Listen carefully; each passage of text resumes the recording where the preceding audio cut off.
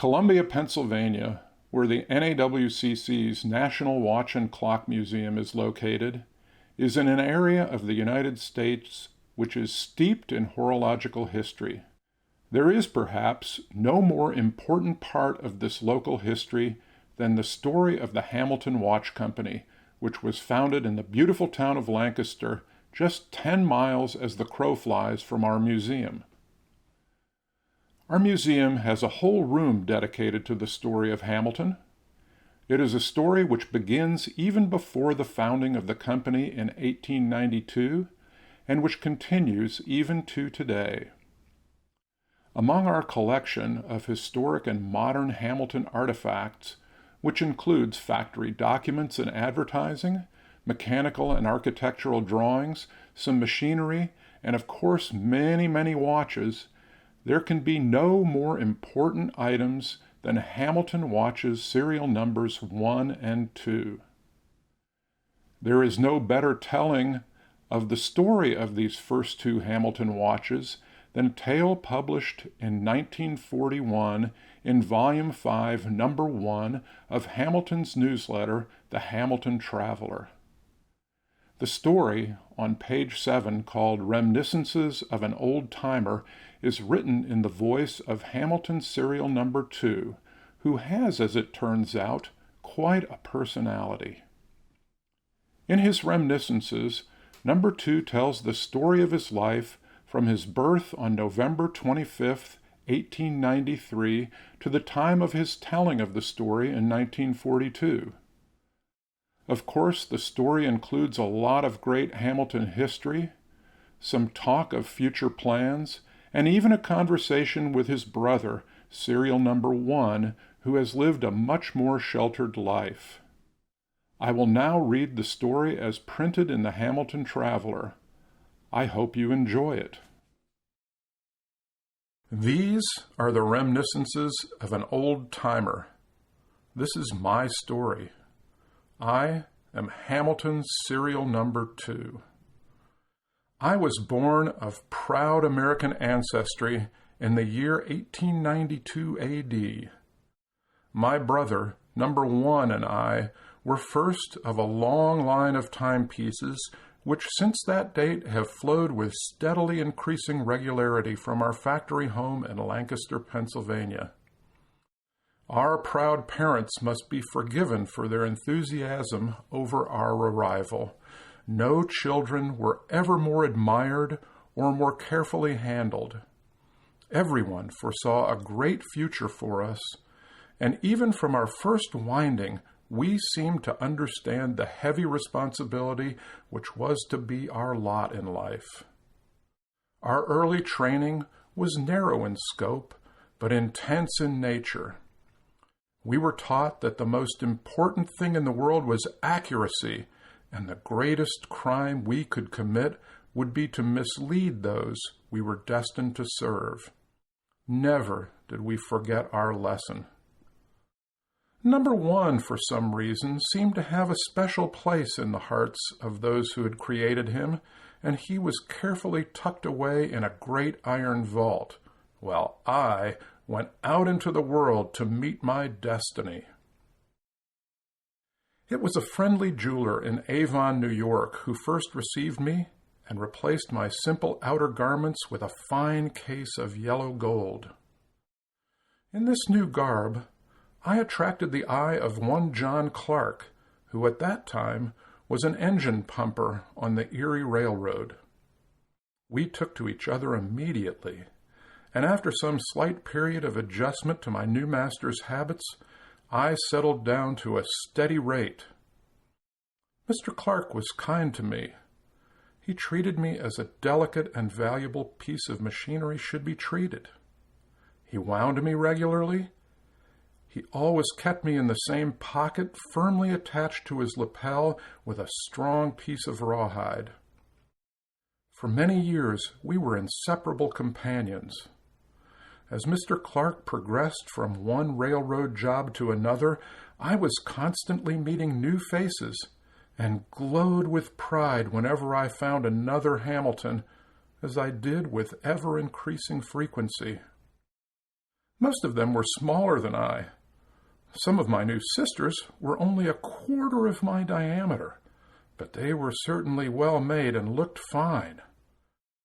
Through them, I followed the course of things back home and learned that a great and famous structure was being raised on the foundations so carefully laid by the founders of the House of Hamilton. Apparently, we were a happy and successful family. Our reputation was good, but we had worked hard to get it and keep it. We made friends with wholesalers, retailers, and consumers alike, bringing pleasure, profit, and pride to all who touched us.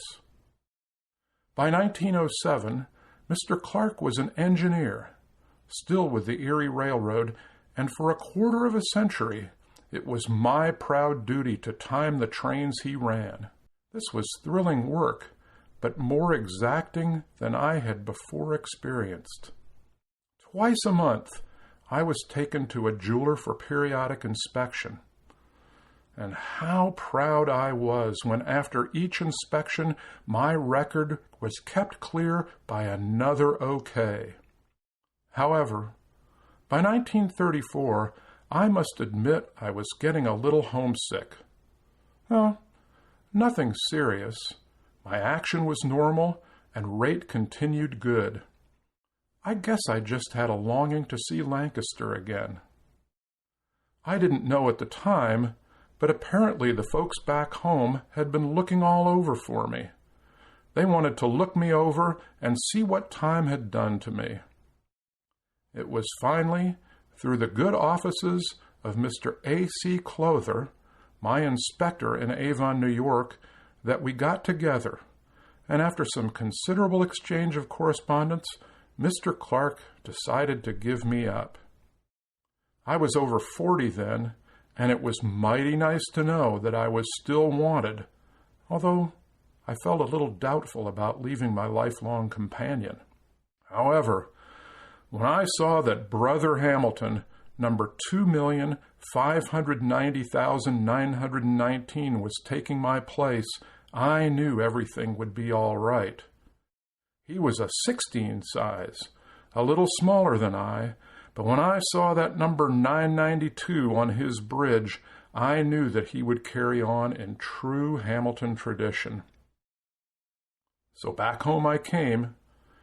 That was in 1934, and I was put to work immediately in the advertising department. They sent me out on the road where I had a chance to meet a lot of jewelers, and believe me, it was positively thrilling to hear so many favorable remarks about the company I worked for. It was about this time that the now famous zone plan of distribution went into effect, and the way those jewelers enthused was almost embarrassing.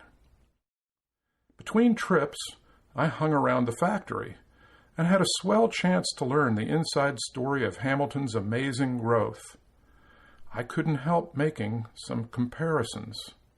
On December 14th, 1941, we were 50 years old, and the company celebrated its golden anniversary by issuing an elaborate brochure to the stockholders reviewing my life history.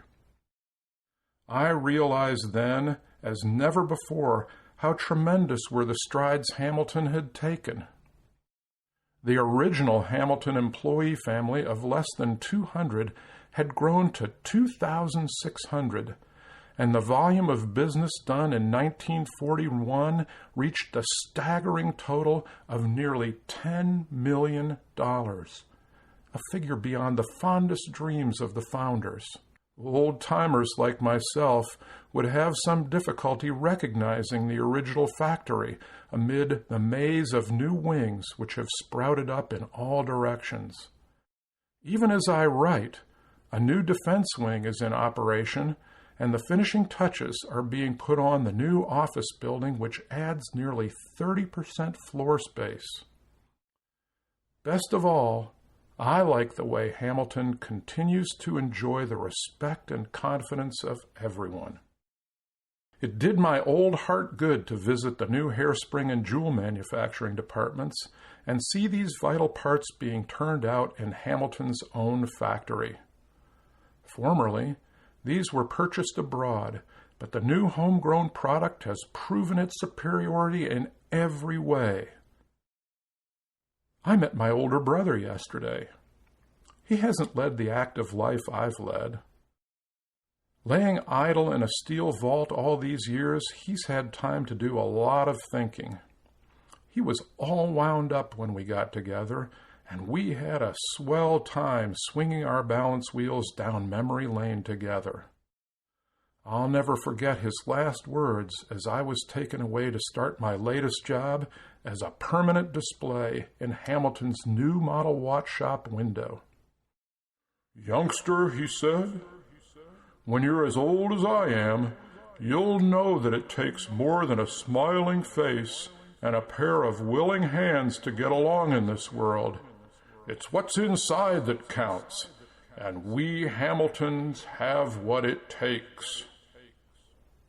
As if I didn't know. Why else do you suppose Uncle Sam came to Hamilton with some of his toughest military supply problems? Did he think that the men who really perfected interchangeability, who developed Ellenvar for hairsprings, and invented the time microscope didn't know what makes the wheels go round? Why, those fellows can separate a hair into 100 parts, or weigh an atom if you want. They know more about fine timekeeping than Father Time himself. Well, there's a lot more to tell, but that's the whistle, and I've got to go back to work. Look me up the next time you come to Lancaster, and I'll tell you the rest of the story.